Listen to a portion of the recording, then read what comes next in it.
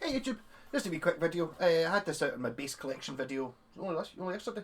This is a Flying V bass that I made out of a Stag, where it's actually a G2, but I'm pretty sure, I think it was a Stag sort of warlocky type, but not very good looking bass. I seem to remember buying this pickup about this a couple of years ago, so my memory's not 100% on it. My memory's not 100% on anything anyway, but too much Bucky. I think this is just a Chinese Music Man pickup. Actually, as I say that, I'm not actually sure it didn't actually come out of the Stag bass to start with.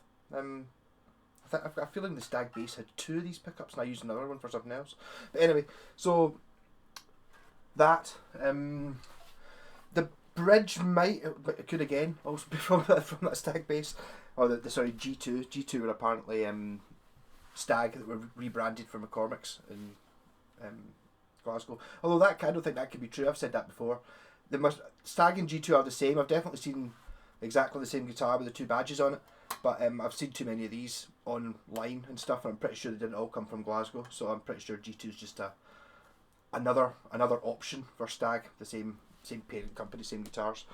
It does have a Telecaster plate on it, and it's made from 2 bits of Glennon AA, basically a joist that I pinched off work, it's an offcut, and then I stuck a second bit on. I drilled big holes through and doweled it. So there's dowels running through it like this, and then clamped it and glued it. So it's pretty solid. So it's a 2-piece body. It's actually better than most guitars you would get. I think most guitars are more than 2 pieces. I didn't do particularly. This is before I decided that what you could do is see if I ran the edge of the piece of wood over, like through the circular saw to make the edges squarer. So this is sort of rounded on the edge because the joists are rounded on the edge. So that's what's happened here. That's why you can see the join. On some of the guitars I've done since then at a Pine, I realised if you cut 2 straight lines and clamp them together, you end up with an almost invisible join as opposed to being one that you can see from space. Yeah, and that's just I made that. That's just a washer that I connected out to make the output jack. I wanted to put the Telecaster bass plate in because I like that. Also makes it dead easy to route. So yeah, just hook a hole out and then stick the plate on the top, which is kind of why the Telecaster did it. I've wired this up with a 3-way switch, partly just because there was a 3-way switch hole, so you either leave it as a hole or you put something in the hole. So I've got a volume and a tone, and this, in this position, is a single coil on this.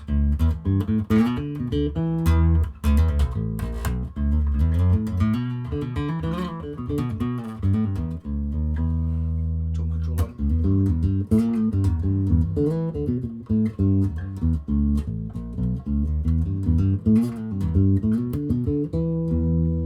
Tone back up again.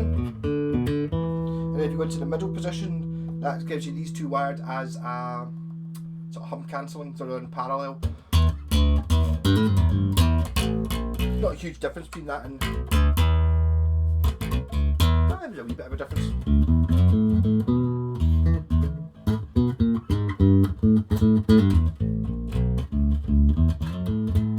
Actually, I'll turn on that amp so I can put drums on to play along with.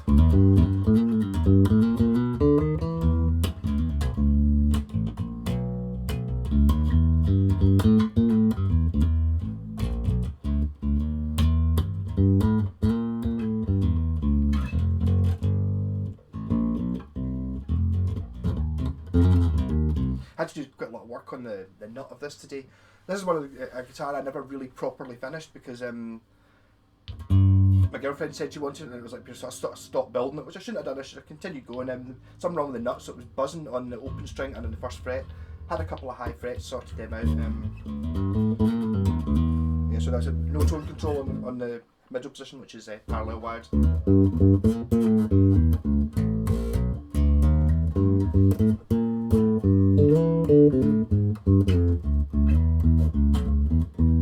Tone back up again. And then the third option is humbucker.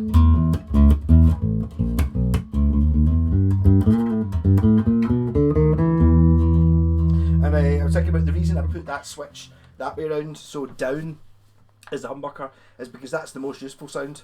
The single coil one you're never really going to use, and as what happens with a normal Telecaster, the switch is very close to the, well, in this case, the tone knob, so it's kind of in the way, sort of. You can still get at it, but it's just a wee bit hindrance, whereas if you've got it in that position, you can get at it, no problem. That was my thinking of that, because you're pretty much going to have that in down position nearly all the time, I think, because it sounds better as a humbucker.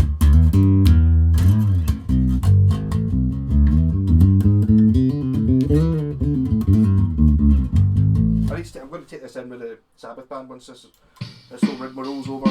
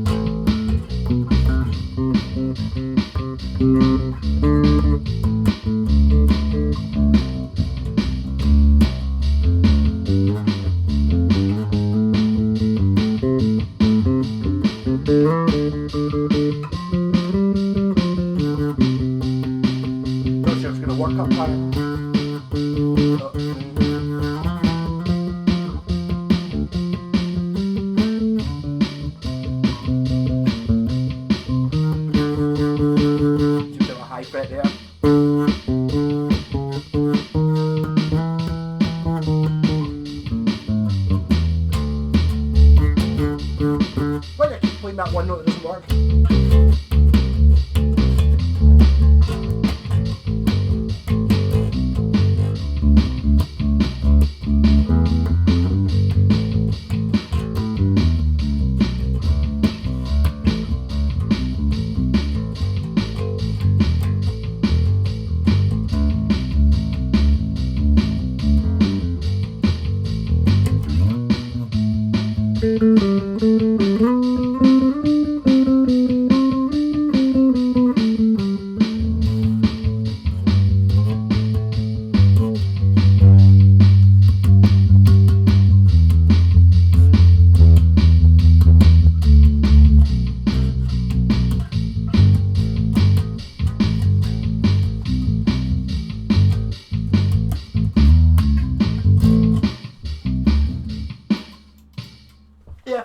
short video.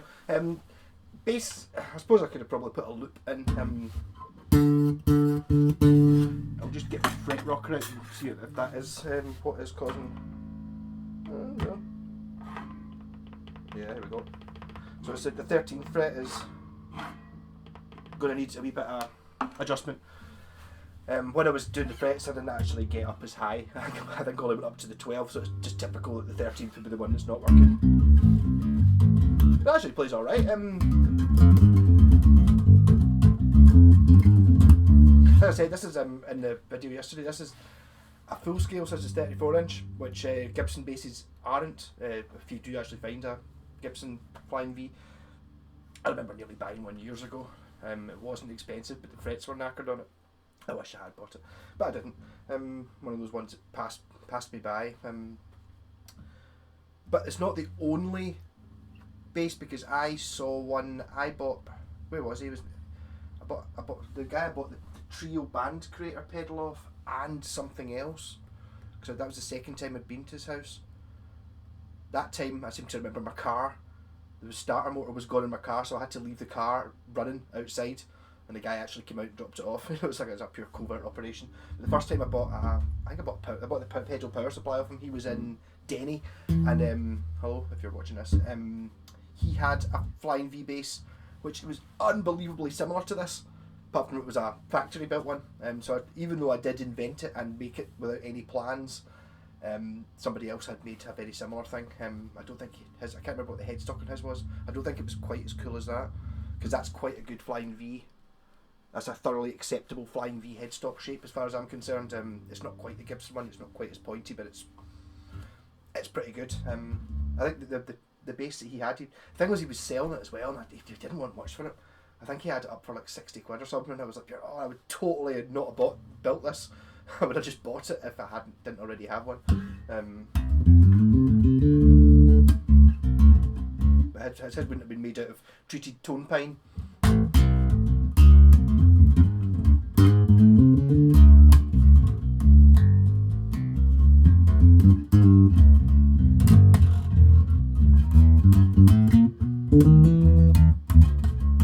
So absolutely no finish on this at all. It's not even sanded. It's sanded, not even sanded. Basically, it's very roughly sanded. That's quite grippy there. That might have been for balancing it in the neck. Actually, I was thinking earlier on what I've not even sanded that particularly good.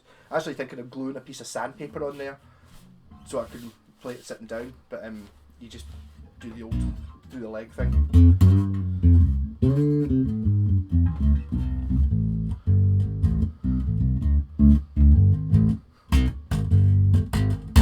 So a wee bit of messing about with this. I'm going to take down that 13th fret. They seem to be these frets seem to be humped. So it was all in below the D string. It was here, and there was a couple here, and then there was the first fret was absolutely just. The second fret was absolutely just causing it to buzz all over the place. But yeah, I should probably put. I wonder if I've got any Malko stickers left. Stick one in the headstock. I'm sure Siva would like that anyway. Rather than having G2 on it. Like, that would mean I need to paint it. I'll just tape it off, paint it black, stick a Malko sticker on it, possibly put a truss rod cover on it if it doesn't seem to have one. Rock and roll!